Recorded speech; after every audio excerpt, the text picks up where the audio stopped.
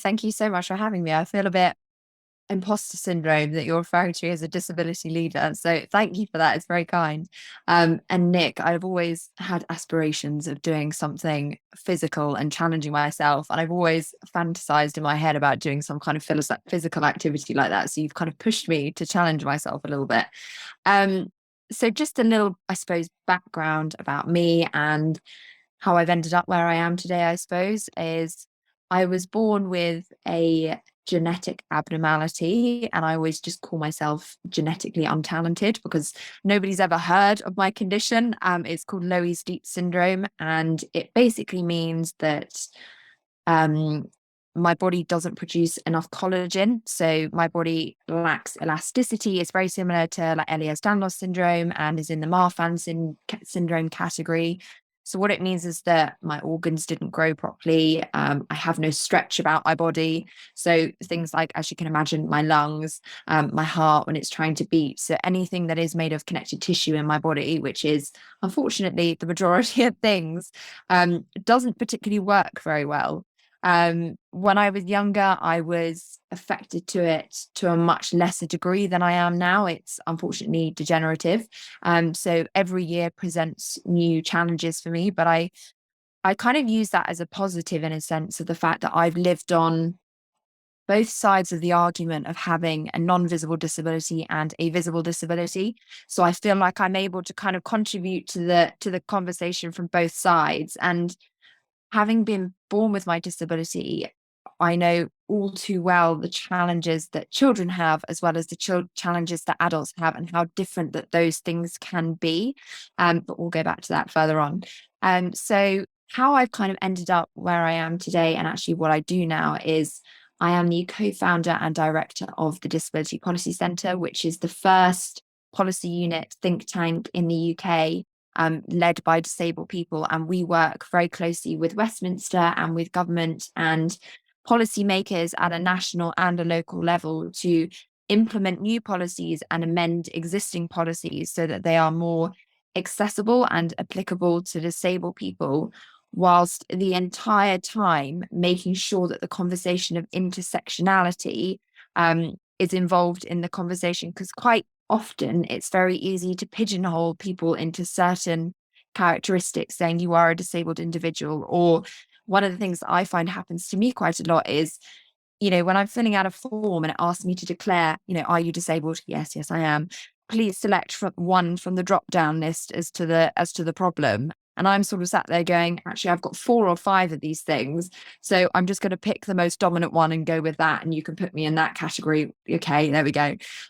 So what we do is we do research that's never happened before. We collect data that's much needed, and we're basically doing the government's job for them, collecting data that helps the formation of policy and the amendment of existing policy. So, for example, one of the things that we're working on at the moment with Disability Rights UK, the Valuable 500, Clue, who are a consultancy firm, a massive number of organisations, is we're working on something called access to funding, which is looking at the barriers that disabled entrepreneurs and disabled founders face in being able to set up their own companies, the barriers there are to seeking funding, the barriers there are from even getting through Companies House and gov.uk to accessing national schemes, to knowing how to fill out your tax returns, massive barriers that are happening. And data that we've already collected is estimating that in a 6-month period, there's about 6 billion missing from the economy because disabled entrepreneurs are facing such big barriers to setting up their own companies. So we do lots of things like that, where we work with the government to amend policies that are currently implemented, or think about the implementation of new policies. One of my kind of big mottos, I suppose, and something that I really, really live by, is being proactive, not reactive. And that's a message that I'm trying to push as far as possible. Is quite often what we see happening outside of the disability arena, if you will, is that people take action when they're forced to. People take action when there's been discrimination against somebody. People take action when a campaign reaches a large enough audience that people have to sit up and go, oh yeah, we have to focus on that. Actually, we can't ignore that problem anymore. And what we're trying to promote is it shouldn't be that way. We shouldn't be waiting until people are facing these circumstances. We should just be doing it anyway. We should be doing it at the point of design, whether that's effective consultation, whether that's implementing accessibility into buildings. One of the recent studies we did found that only 1 out of 5 your local council websites were accessible, which is shocking, because you go to your council to access your ECHP plans, send school provisions, you go to access to see what facilities are available to your area. It's your hub of information and support. In a lot of people's cases, it's if you need amendments to your home.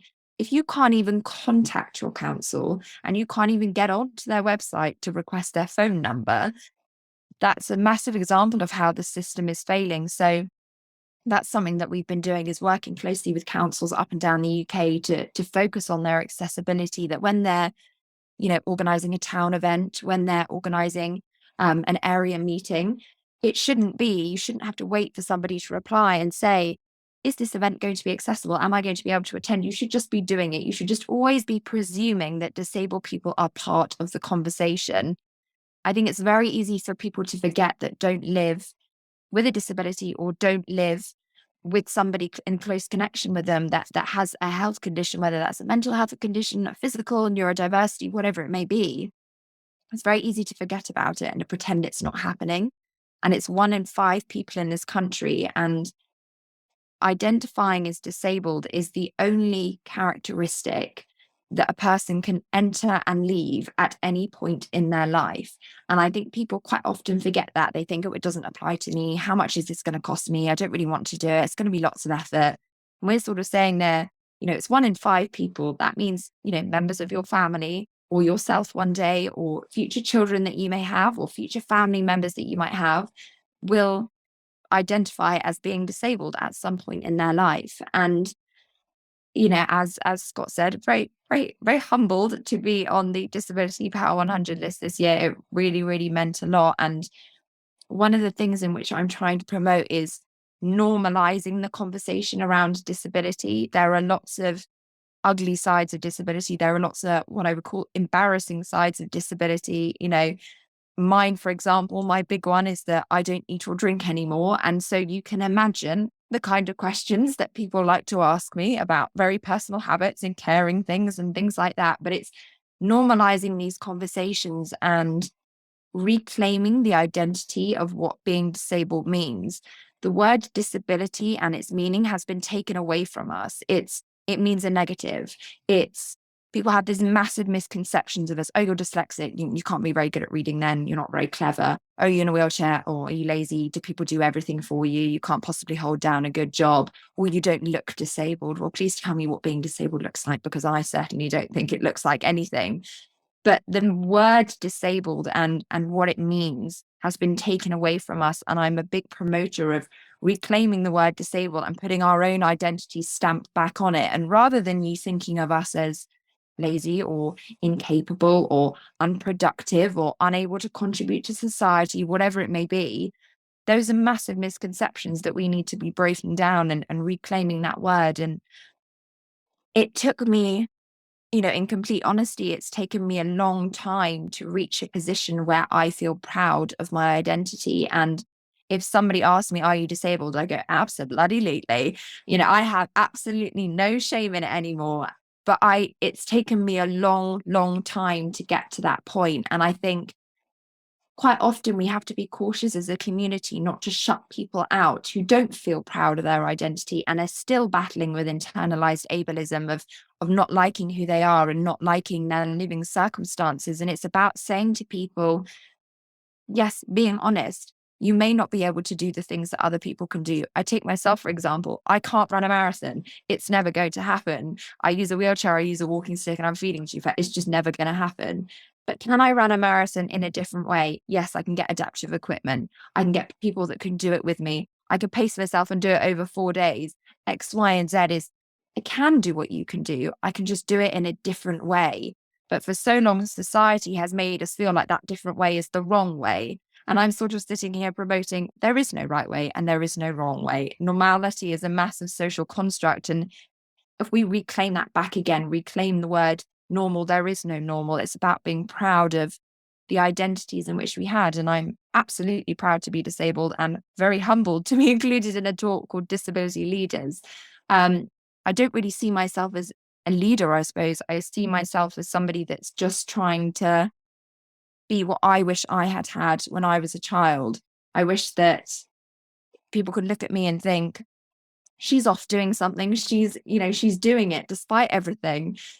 I want people to look at me like that, not as a leader, but more of if she's doing it, I can do it too. And I suppose that's why I was so keen to talk to everybody today is to prove you can do anything you want to do. Just because you don't do it in the traditional way, it doesn't mean that you're doing it in the wrong way, and it doesn't mean that you can't do it.